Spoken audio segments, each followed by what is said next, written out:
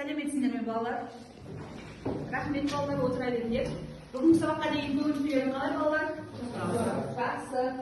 Біз қандай тақырыпқа өтіп жатырмыз қазір? Кім шығармыз? Шашты әңгімесі. Енді бүгінгі сабақтың тақырыбы Айгүл Кемелбаеваның шашты әңгімесі Тасқұл қарттың арманы. Енді балалар ең алдымен оқу мақсатымен таныс болайық. Бірінші оқу мақсаты 11-3-1 көркем шығармадағы кейіпкерлер жүйесін жинақтау мен даралау. Екінші оқу мақсатымыз 12-3-1 шығармадағы көкемдеуіш құралдардың орны мен қызметін талдау. Енді осы екі оқу мақсатына сәйкес бағалау критерийімен таныс болайық балалар. Әңгімедегі кейіпкерлер жүйесін типтік образ тұрғысынан жинақтап, мінез, қасиет тұрғысынан даралайды. Екінші, әңгімедегі көкемдеуіш құралдардың орны мен қызметін талдайды. Балалар, енді үй тапсырмасын пысықтау үшін сендермен қазір фликес бағдарламасы арқылы тест тапсырмаларын орындайық. Қолдарына фликестерді ұстап отырыңдар. Балалар, қолыңыздағы сұрақтарды ашамыз. Ал. Бірінші сұрақ. Айгүл Кемелбаеваның шашты шығармасының жанрын анықтаңыз дейді.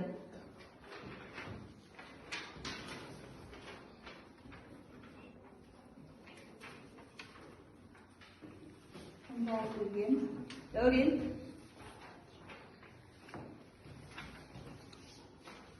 Екінші сұраққа назар аударамыз. Жас бала теке түртмелерге қалай келеді? Төрт нұсқасы бар, жауап нұсқасы.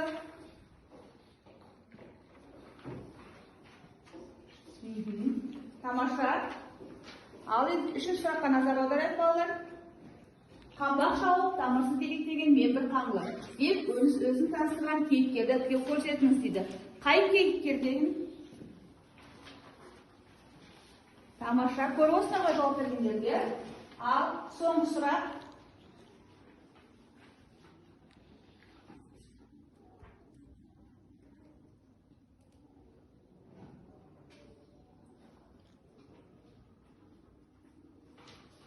Төртінші сұрақ еді ғой, тәсетін бесінші сұрақ, Кенжебек тұтқынға түскелі жаңа тірлік қандай болды? Абдулла, Әлішер. Ойланамыз, шәлемлеп. Жауап нұсқасына қараймыз. Алина. Көрсеттік қой, Ал келесі сұрақты. Біз Қыпшақ, атам аты Ерторы, әкем аты Құлпейіс деп көзі жасаураған кім? Кім екен ол? Кенжебек. Ал дұрыс.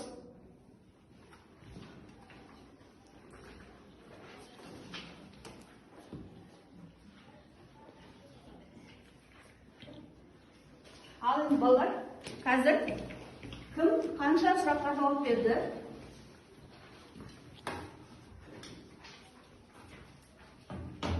Қарап отырайық.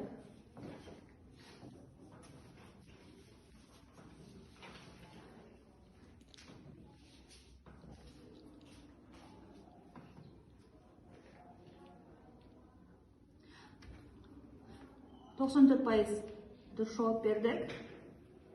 Ал Абдулла 100%, Айғаным 100%, Алина Тойлыбай 100% дұрыс жауап берді. Ағытке 100%, Диас 100%, Дулас 100%, Дәурен 80%, Әлшер 60%, Елнара 100%, Нұрасыл 100% сұраққа дұрыс жауап берді. Яғни 5 сұрақтың бәріне дұрыс жауап берді. Ал енді біз өткен сабақта Айгүл Кемелбаеваның шашты әңгімесін оқыдық балалар, Енді бүгін сабаққа байланысты сендермен тапсырмалар берем.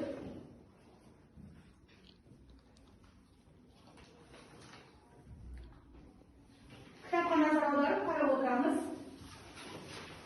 Бірінші тапсырма, топтық тапсырма болады сіздерге. Бірінші топ Айгүл Темір Тасқұлқақтың мінезі мен қасиетін даралап көрсетсе, екінші топ Кенжебектің мінезі мен қасиетін даралайды.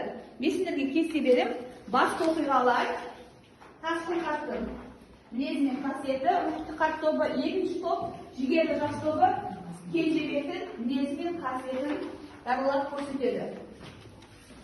Есінде тұрған назар аударамыз, кейіпкер бейнесін ашатын басты оқиғалар алады, кейіпкерлердің мінезін, қасиетін, іс-әрекетімен байланыстыра даралайды. Топта жұмыс жасаймыз, балалар, кәне? Бір-бірін көмектесеміз топтайық. Басты оқиға. Қай оқиғаны аламыз?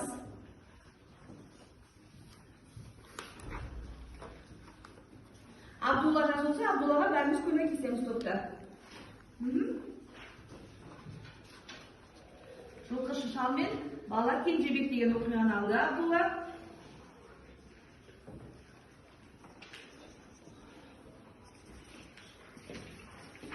Ал екінші топ қай оқиғаны алып отыр екен?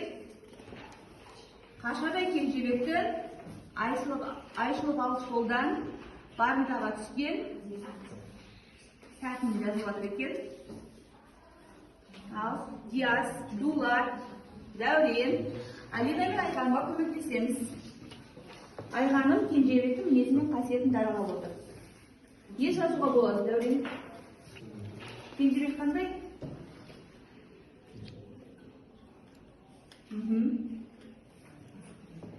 Барымтаға түскенде жасырған жеді Кенжебектің? Ол бар, дұрыс.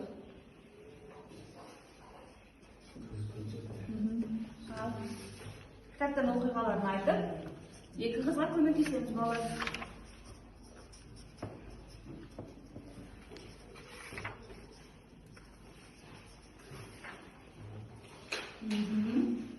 Батыр үш ағасын ажалсынға қимай, бірақ оны дұрыс айтады, Диас көмектесіп жатыр, иә?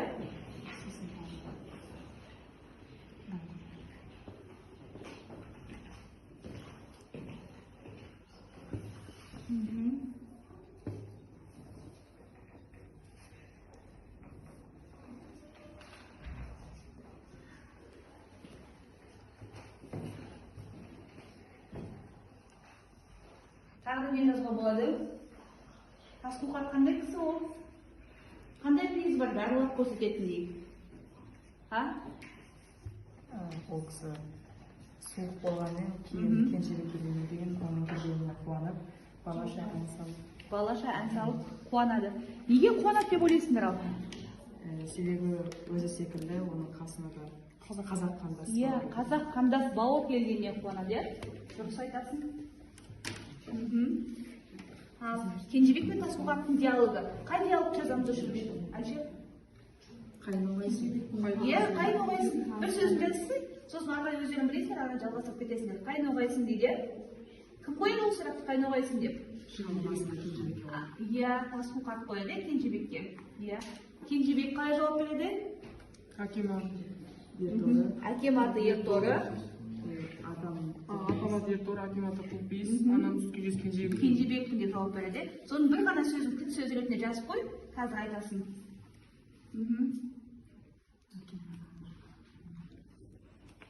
Бір ғана сөзін жазып қой, ары қарай қазір тақтаға шыққан кезде, топта қорғаған кезде, қайын оғайсың дейді. Кім қойды ол сұрақты қайын оғайсың деп?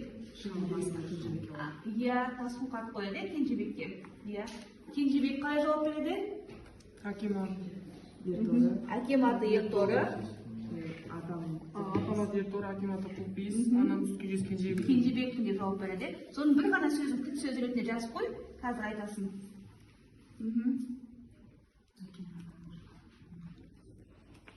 Бір ғана сөзін жазып қой, ары қарай қазір тақтаға шыққан кезде, топта қорғаған кезде жалғастырып айтасыңдар. Ал Алинаға көмектесіп жатырмыздар. Атажан байдың малын бағуда Кенжебек төзімділік көрсетеді, иә. Шыдамдылық. Мына жақта не жазуға болады? Батыр үш ағаларын ажалсынға қимай, көн садағын қолына алып ұмтылуы. Tüyüzlük desek болады. Жаза қой, Англия сайты арена саған.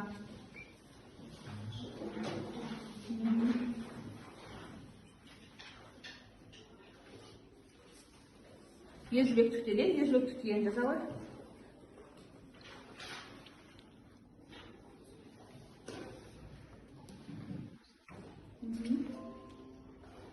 Тағы да.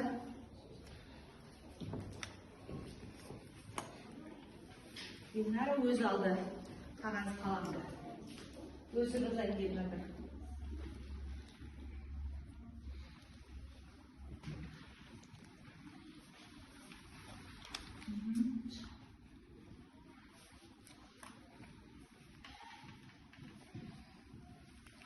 Шалдың, байлардың, тұлғардың бағытқан болды.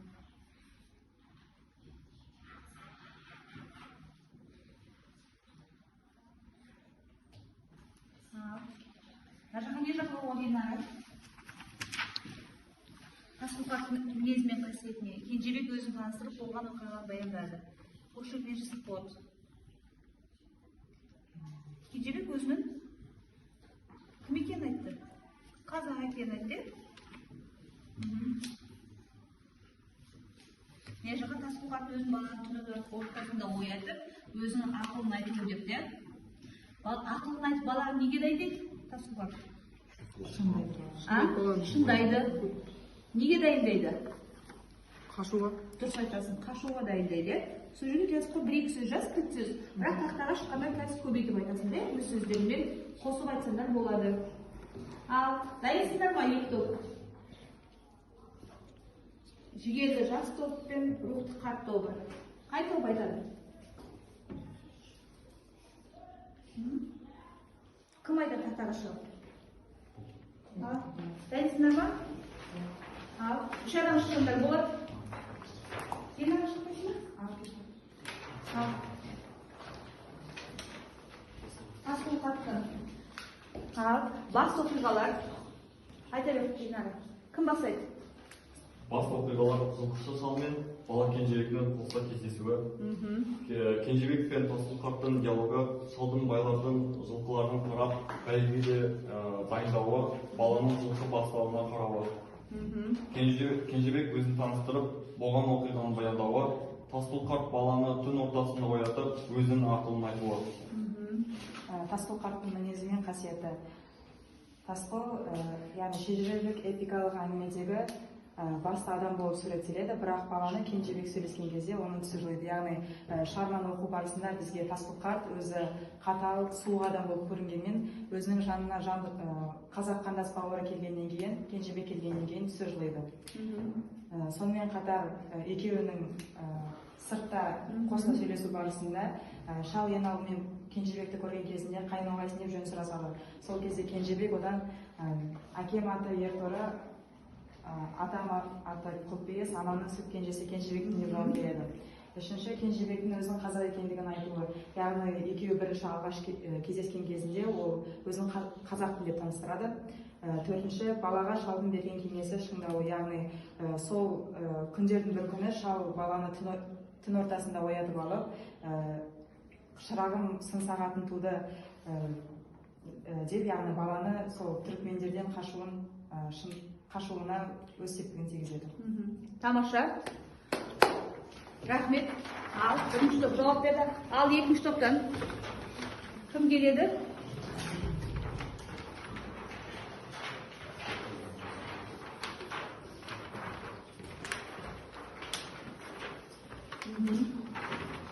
Басты оқиғалар.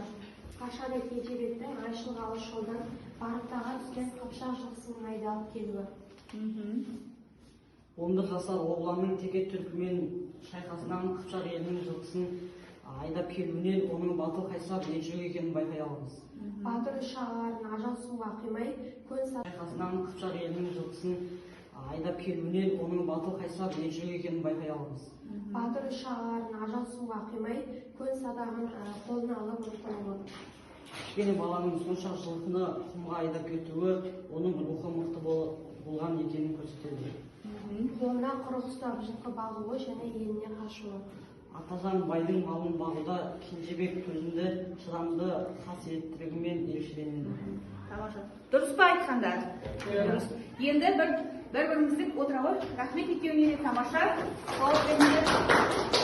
Ал енді екі топ сыншы дос әдісі арқылы бір-бірімізді бағалайық.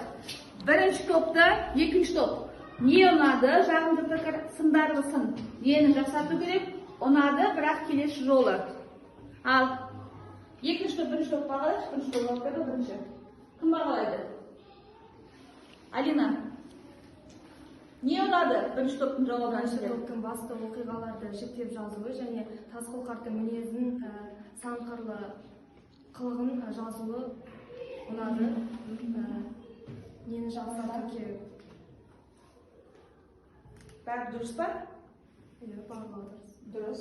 Ал келешекке бағдар бере аласың ба? Бар ма ондай бағдар ойың? Кестелерді толыққанды толтыру. Толықтыру керек дейсің, иә? Ал тағы да басқа бағалайтын бар ма оқушы? Жоқ па? Ал енді бірінші топ, екінші топ бағалайық. Маған екінші топтың жасаған жұмысы ұнады, яғни нені жақсарту керек, менің ойымша барлығы жақсы деп білемін. Ұнады, бірақ келесі жолы, яғни сөздік қорды нығайту керек. Иә, кішкене сөздік қорды нығайту керек деп ойлайсың, иә? Ал енді конверт сұрақ әдісімен мен жауап тапсырма берткізейін. Мұразғали. Екінші топтан Кенжебектің жау қолына түскен сәті дейді.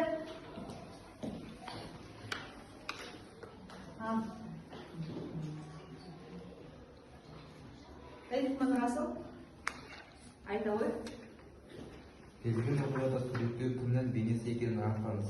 Ат құлағында ойнап өскен қар баласы, қол қорған күнгі мың жылқысын қорған қыпшақтың шетінен сүйекті сай тасымайдары соң білегі түзеден келетін үш ер азамат қасында шоқайып өсіп түзеніп ат арқасына түспей қойған Кенжебектің бейнесі деп ойлаймын. Кенжебектің бейнесі деп ойлайсың, иә? Тамаша, отыра ғой. Ал екінші топтан Дулат, қандай сұрақ берілді саған? Кенжебектің жау қолына түскен сәтін суреттеңіз. Кітапта қалай берілген? Кенжебек ол үш ер азаматпен қаралы теке түрікмен қолына түскен. Сол күні Кенжебек не қылады? Сәтінде айтыңдаршы. Сол күні жылқыларын жылқы бағам деп ағалардың қасынан қалмай қалады, иә? Сол күні, иә? Сөйтіп Оның шағасы жаудың қолына түседі, сосын ол бір өзі 11 жасар оғлан, бір өзі болып жылқыларды айдап кетеді. Айдап кетеді ме? Олар, иә, ұмтылады. Бірақ оның барындашы жақ не істейді? Лақша алдына өңгеріп алады деген жері бар ғой, ал тамаша. Ал енді екінші тапсырма орындайық балалар. Екінші тапсырмада сіздер қандай тапсырма орындайсыңдар? Графикалық органайзер әдісімен Айгүл Кемелбаеваның шыныштан немесіндегі Тасқұл мен Кенжебектің мінезімен образын жинақтап, мінезі ақыл парасатын, шешендігін, іс-әрекетін даралау арқылы өмір шындығын көрсетесіңдер. Ал жинақтау мен даралау арқылы типтік образы Тасқұл қарттың. Бұл жүктік тапсырма болғаннан кейін ағып кесен өзін орындайды. Ал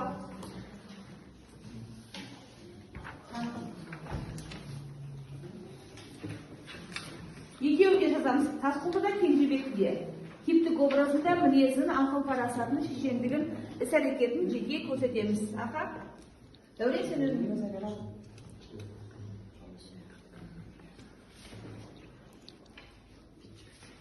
Типтік образы. Қандай образ дейміз ол? Реалистік образ, яғни шын өмірде болған кейіпкерлер. Типтік образға реалистік образ дейміз. Ақыл парасаты қай жерден көрінеді? Мінезін, шешендігін, іс-әрекетін жеке-жеке даралап көрсетеміз. Ал Тасқұл типтік образын, реалистік образ. Абдулла Әлшермен бірге жұмыс жасаймыз. Сен қайсысын жазайын деп отырсың Абдулла? Кенжебектің ақыл парасаты. Кенжебекті жазайын деп отырсың, иә? Әлішер Тасқұлды жазып жатыр.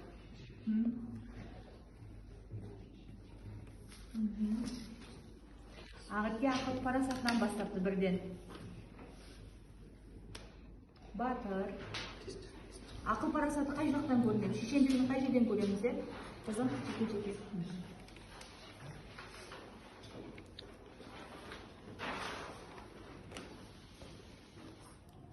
Шырағым сын сағатын туды.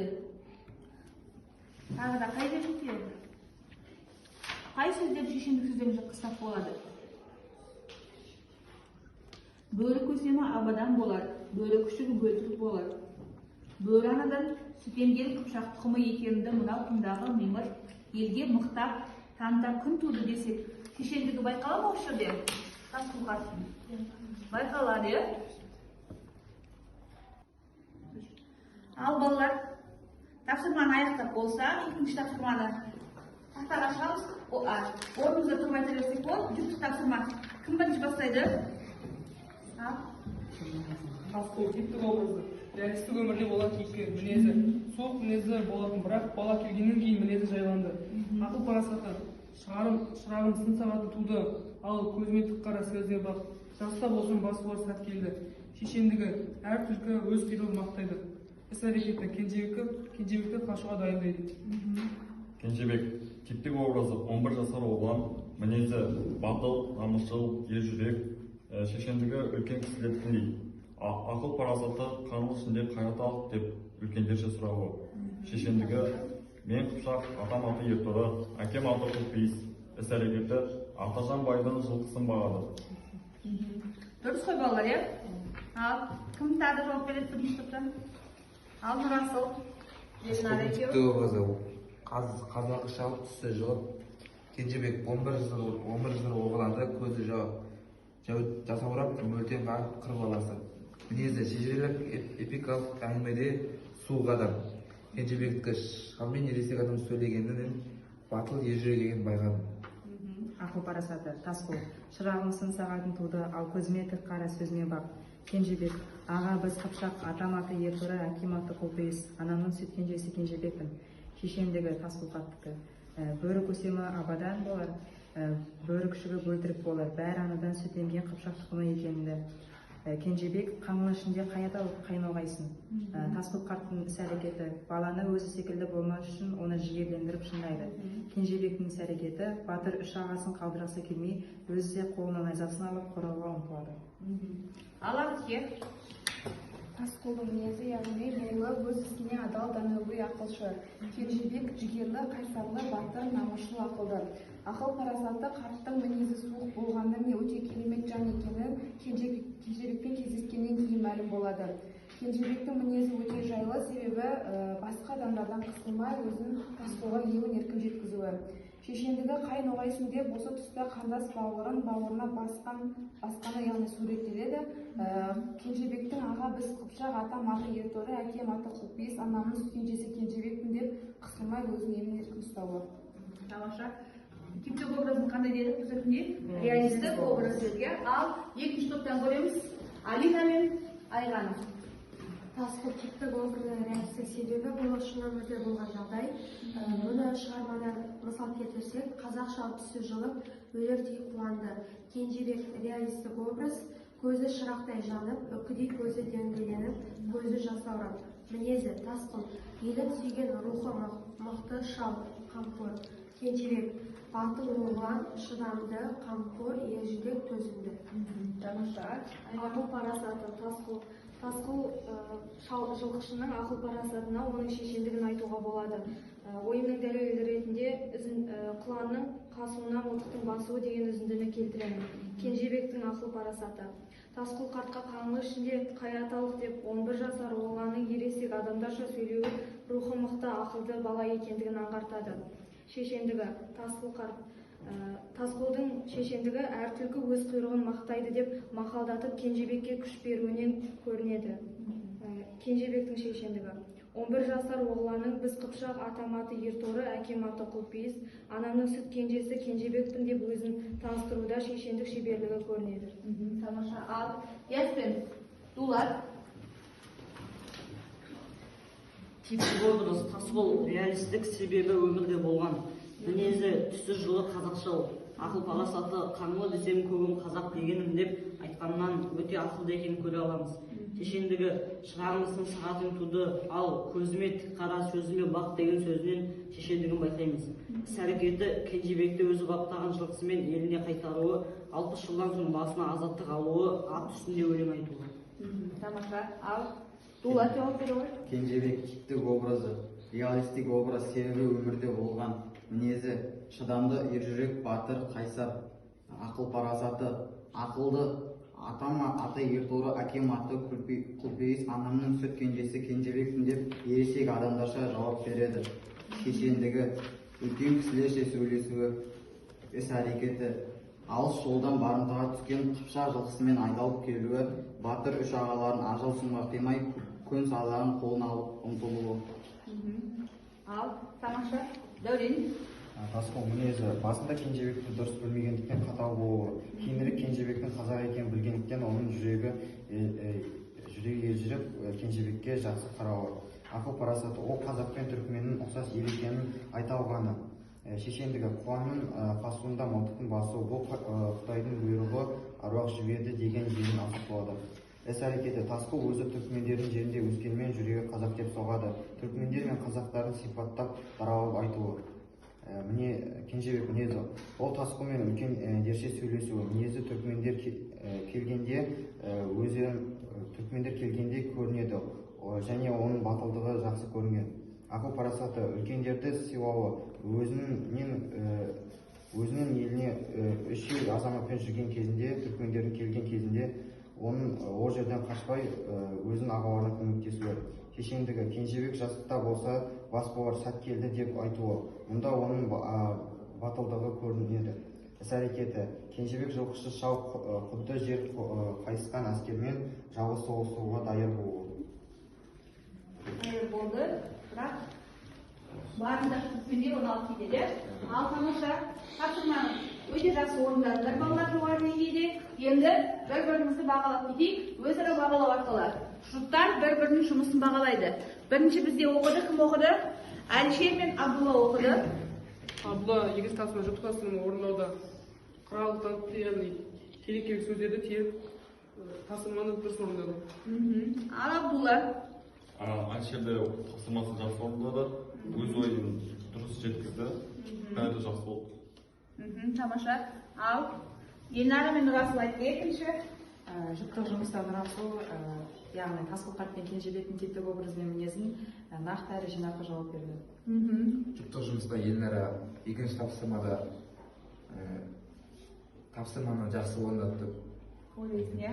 Яғни даралап, жинақтап көрсетті бәріне. Ал Аркек өзін бағаласын шығарды енді. Өзімді бағаласам жақсы деп бағалаймын. Менде бір кемшілік кейіпкерлердің типтік образын талдай алмадым. Талдай алмадым. Оның реалистік образ екенін жазған жоқсың. Біз айтып жатыр ғой. Жаңа да айтып басында реалистік образ деп. Ал жақсы Аркек, келесі екінші топта бірінші топ жауап бергенімізде Алина даралма бөлімдегі Тасқол қарт пен Кенжебектің ақыл парасаты мен шешендігін аша білді.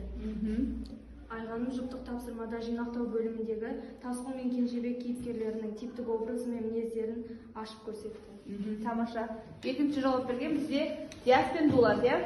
Ал ерін жинақтап, ерін даралап көрсеттіңдер екеуін. Дулат Кенжебектің жинақтау мен даралау бөліміндегі мінез типтерін жақсы тапты. Диас жұптық тапсырмада даралау бөлімін жақсы орындады. Даралауда ақыл парасатын, шешендігін, іс-әрекетін көрсетті Кенжебек пен Тасқолдың. Ал Дәурен, сен өз-өзіңді бағалай ғой. Жақсы деп ойлаймын, бірақ даралауда Кенжебек пен Тасқолған олардың сипаттауын және мысал келтіре алмадым деп. Мысалға келтіремін. Себебі сен тапсырманы жалғыз орындадың, иә? Қасында жұбың болғанда, екеулеп орындағанда тапсырманы жылдам аяқтайтын едің. Ал енді бізде стикердегі сауал әдісі бойынша тапсырманы мен Алинаға берем. Ал Алина, білесің деп ойлаймын. Айта қойшы кәне. шырағым сын сағатым туды, ал көзіме тік қара сөзіме бақ деп Тасқұлдың бұйра сөйлемінің мәнісі неде деп ойлайсың? Бұл жерде Тасқұл қарт шығарма соңында Қыпшақ баласы 11 жасынан оқығанды, яғни Кенжебекті өзінің еліне өзі дайындаған жылқыға мінгізіп қашуға күш беруі деп. Ал екінші секілді сауалды Бектіңге беремін, Дулатқа беріп. Дулат, Текежаумыт дегеніміз не дейді? Текежаумыт дегеніміз асыл тұқымды түрікмен жылқысы. Иә, түрікмен жылқысы, иә. Ал енді балалар, рахмет. Тапсырманы орындадық. Енді бізде үшінші тапсырмамыз ол бағдарламасындағы шашты әңгімесіндегі көркемдеуіш құралдардың орны мен қолданысына, қызметіне талдау жасаңыздар дейді. Ал кітапқа бір минут назар аударып, көркемдеуіш құралдарды анықтап отырыңдар. Дескрипторлар көркемдеуіш құралдарды анықтайды, көркемдеуіш құралдардың орны мен қолданысына, қызметіне талдайды. Балалар, вот бағдарламасында тапсырмалар ашылады. Қай яшықта ашайық? Екі. Жылқы күзеткен арыстай үш жігіт, ұрыста өліп, ер торының немересін тағым жылқымен қоса, теке түрікмен олжалап, жалбыр бөліп, дәу түрікмен ат үстінен қарғадай баланы автор ерекшеленген сөздерде қандай көркемдеуіш құралды пайдаланған? Ал, кім жауап береді? Дәурен. Бұл жерде автор теңеу мен эпитет қолданған. Арыстай, жалбыр бөліп дегеніміз не болады? Эпитет пен теңеу болады. Ал, қай яшыққа ашамыз?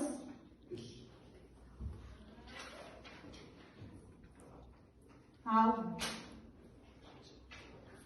жас бала 11 жасар оқыған. Қандай көркемдеуіш құрал? Автор Кенжебекті сипаттау барысында эпитетті қолданған. Тамаша. Ал, қайсысын ашамыз? Тасқұл қарттың арманы бөлімінде жазушы қандай мақал мәтелдерді қолданған? Ал, Алина айта ғой. Тасқұл қарттың арманы бөлімінде жазушы әр түлкі өз құйрығын мақтайды, құланның қасуынан мылтықтың басуы, бөрі көсемі абадан болар, бөрі күшігі бөлтірік болар сияқты мақалдарды қолданған. Тамаша. Ал, Тасқұл қарттың шешендігіне мысал келтіріңіз дейді. Ал, Айшер. Тасқұл қарт Кенжебекке шешендік сөз айтады, яғни шырағым сын сағатым туды, көзіме тік қара сөзіне бақ, және де Кенжебек жаста болсаң басылы сәті келді деген сияқты сөздерді айтып, оның рухын көтереді.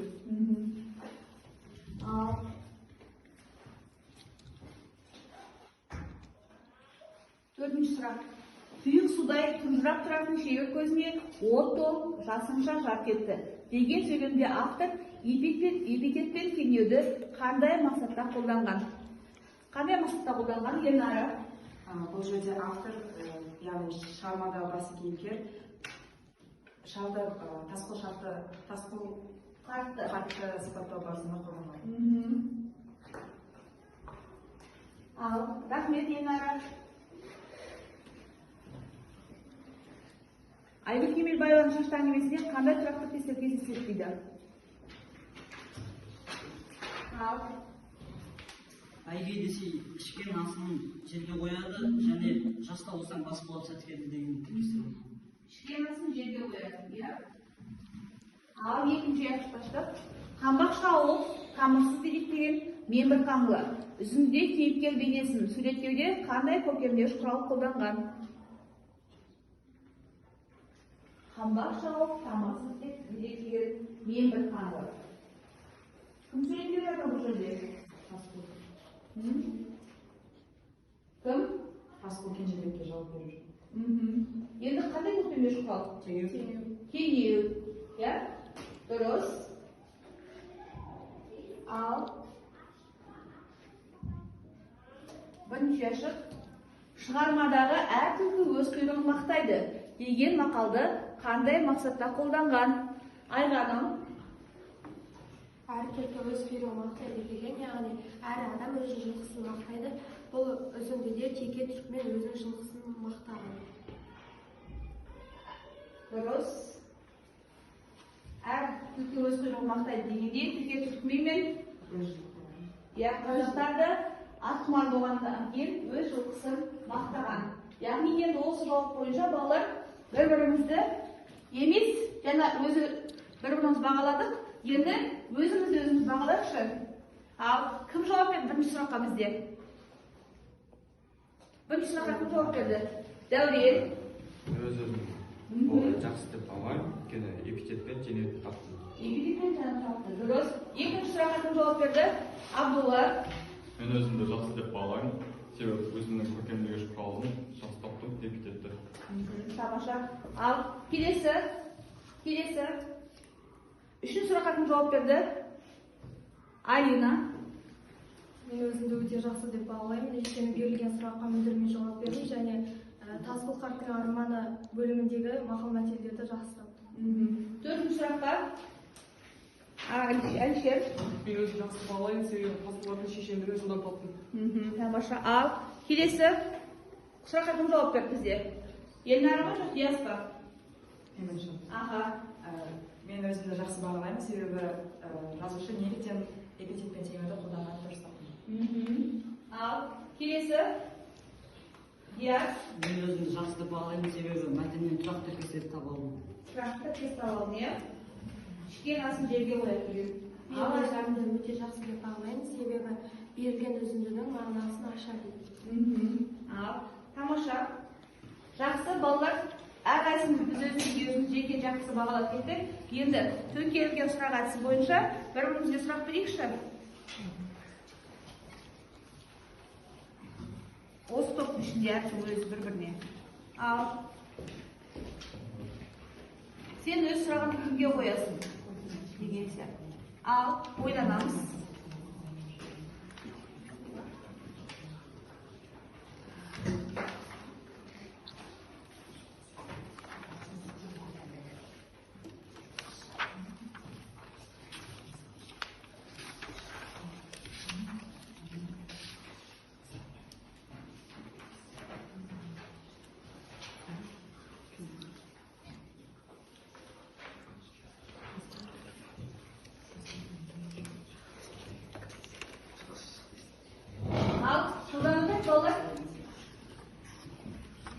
Кімге қандай сұрақ қоямыз? Ал кімге қоясың Расыл? Өз сұрағымды Елнараға қойсам болады.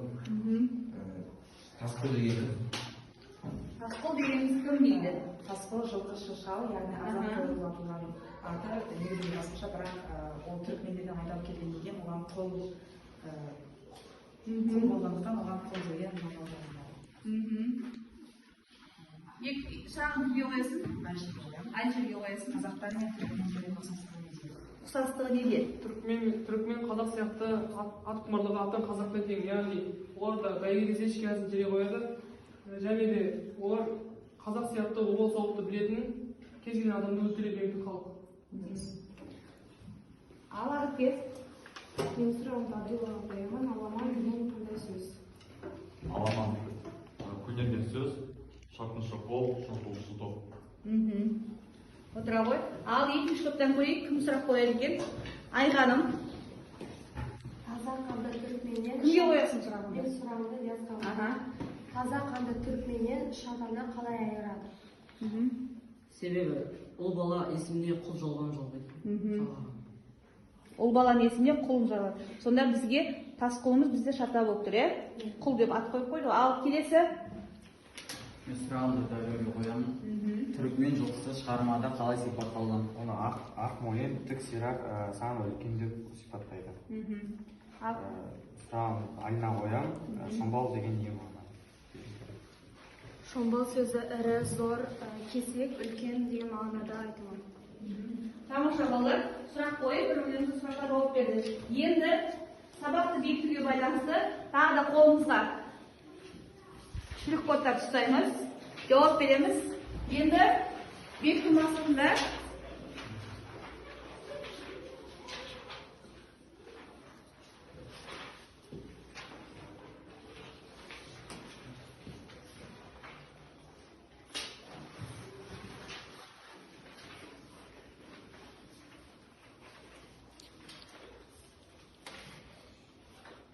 сұраққа назар аударамыз.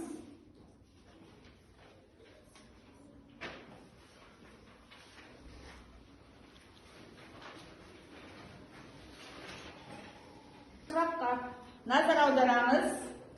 Бірінші сұрақ. Айгүл Кемелбаеваның шашты әңгімесінен ерекшеленген көркемдер құралы табыңыз. Батпанды құпия қайғысын.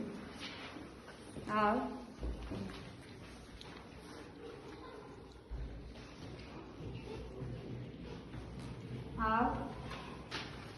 Екінші сұраққа назар аударамыз. Кенжебек Нұрытайдың көзінен ұқты. Автор қолданған көркемдер құралды көрсетіңіз дейді. Қандай көркемдер құрал қолданды?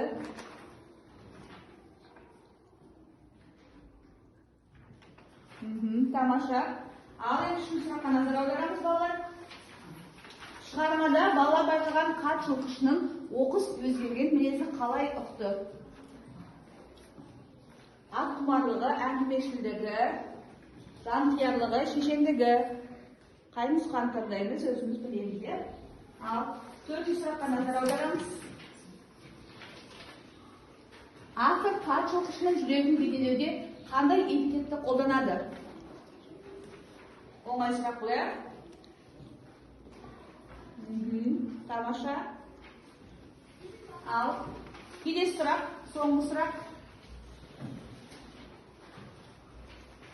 Автор қолданысындағы тұрақты тіркес танықтарыңыз дейді. Тұрақты тіркес. Расыл, ал тоқта. Айғаным. Расыл. Тамаша балалар.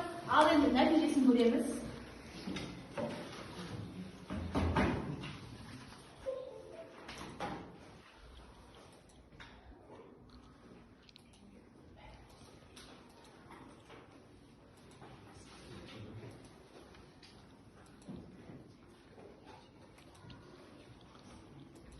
%94 жауап бердік. Абдулла 100%, Айғаным 100%, Алина 100%, Әлшер 60%, Ағырке 100%.